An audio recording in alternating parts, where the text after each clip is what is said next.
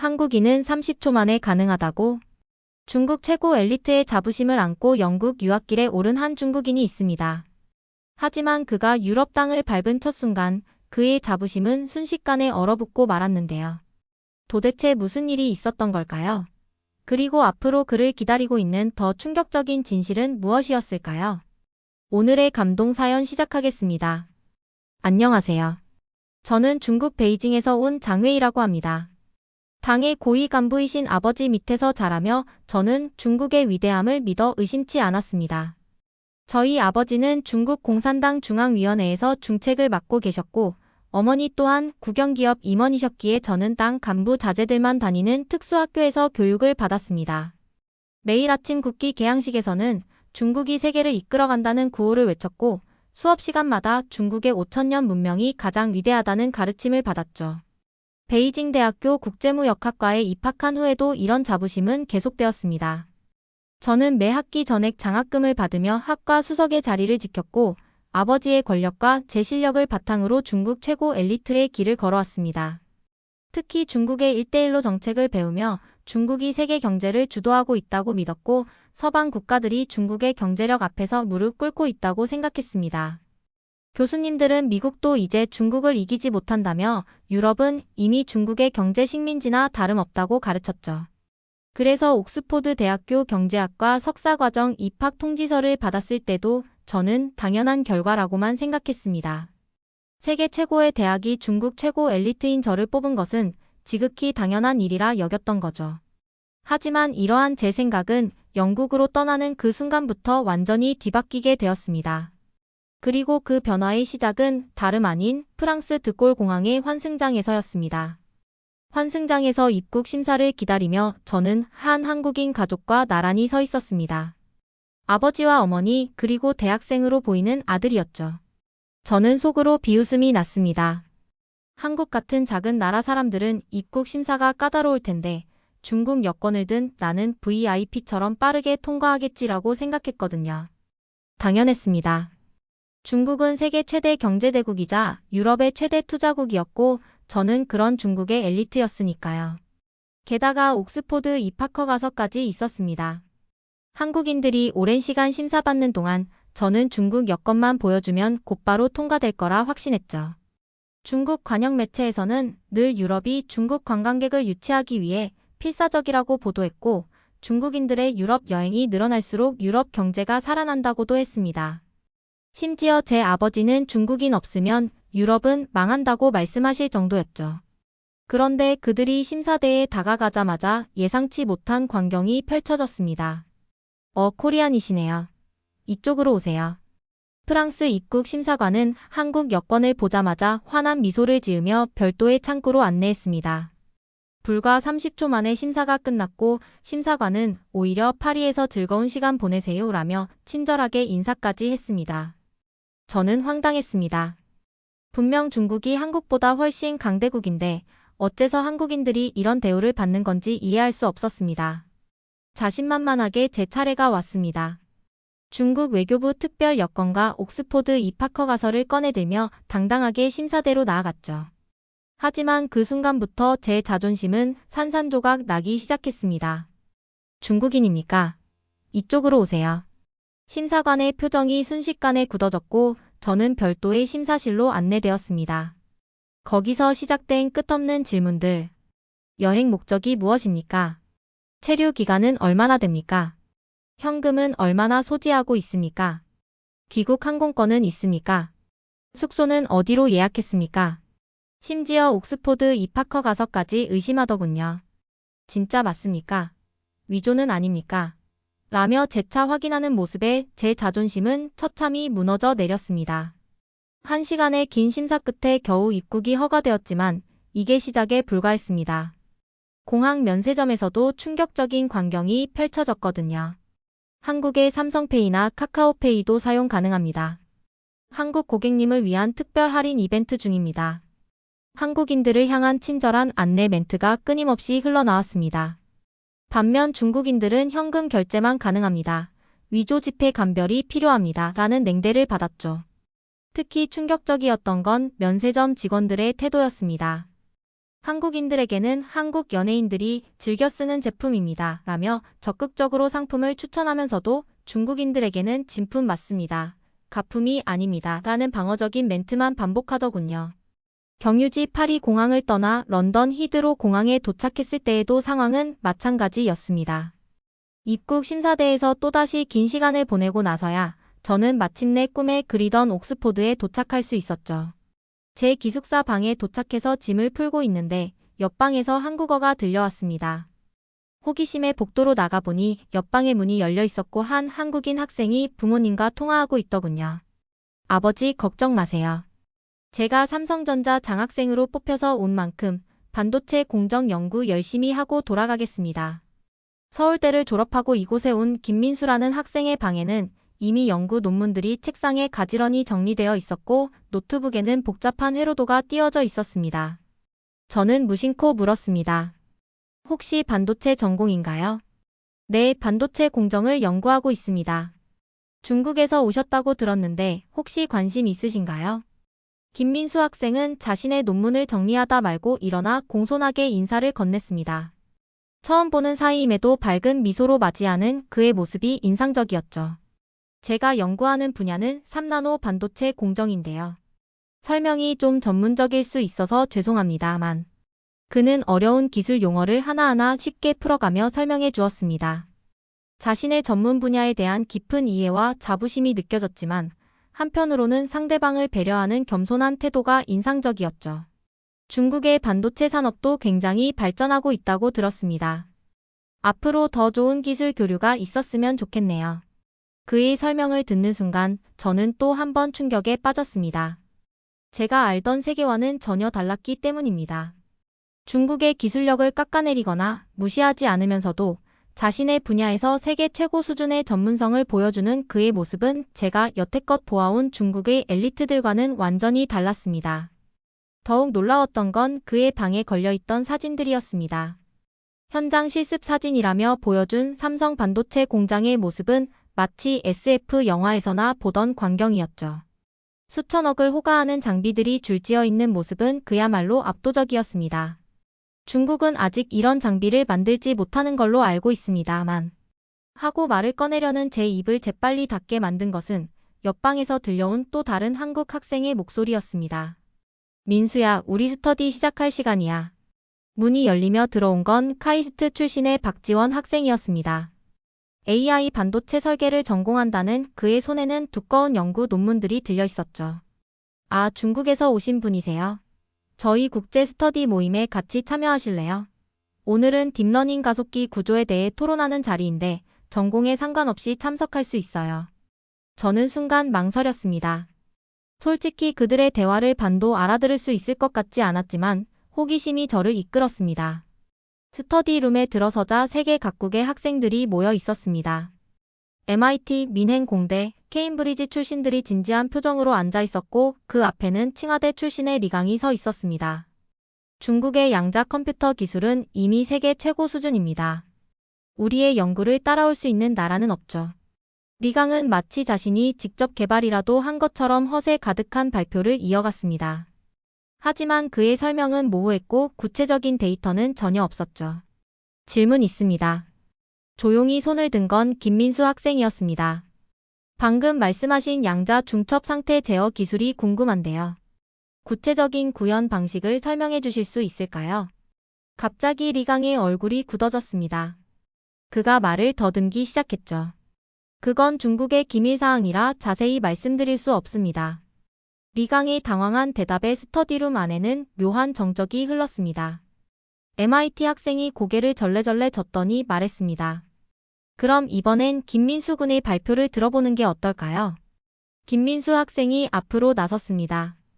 그의 발표는 리강과는 완전히 달랐습니다. 삼성전자 연구소에서 진행했던 실험 데이터를 하나하나 제시하며 자신들이 개발 중인 기술을 명확하게 설명했죠. 저희가 개발 중인 AI 반도체는 기존 GPU 대비 전력 소비량을 70% 줄이면서도 연산 속도는 2.5배 높였습니다. 물론 아직 해결해야 할 과제들이 남아있지만 리강의 얼굴이 점점 일그러졌습니다. 특히 독일 학생들이 연신 감탄사를 내뱉으며 질문을 쏟아낼 때마다 그의 표정은 더욱 일그러져 갔죠. 말도 안 됩니다. 이런 게 가능하다고 믿으시나요? 분명 조작된 데이터일 텐데. 갑자기 리강이 소리를 질렀습니다. 하지만 김민수 학생은 여전히 침착했습니다. 의심이 드시는 건 이해합니다. 실제 테스트 영상을 준비해왔는데 함께 보시겠습니까? 김민수 학생이 노트북으로 보여준 영상은 충격적이었습니다. 실제 반도체 생산 라인의 모습이 펼쳐졌고 그가 발표했던 모든 데이터가 실험을 통해 증명되는 장면이 이어졌죠. 이건 말도 안 돼.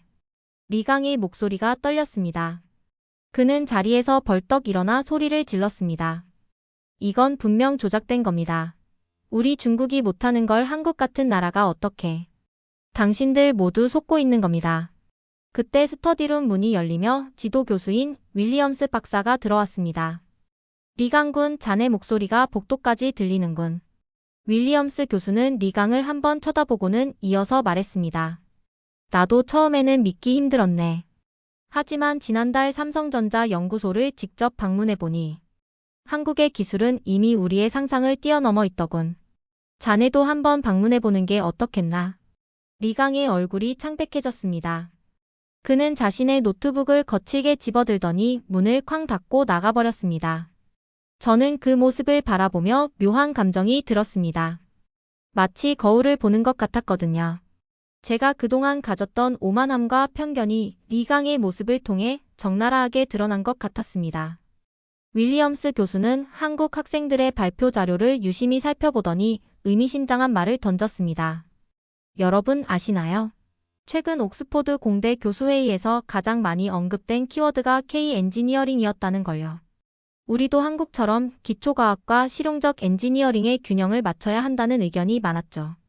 교수님, 중국도 엄청난 기술력을 가지고 있다고 하던데요. 독일 학생의 질문에 교수는 고개를 저었습니다. 그래, 중국의 특허 출원 건수는 세계 1위지. 하지만 실제로 상용화된 기술은 얼마나 될까? 반면 한국을 보게.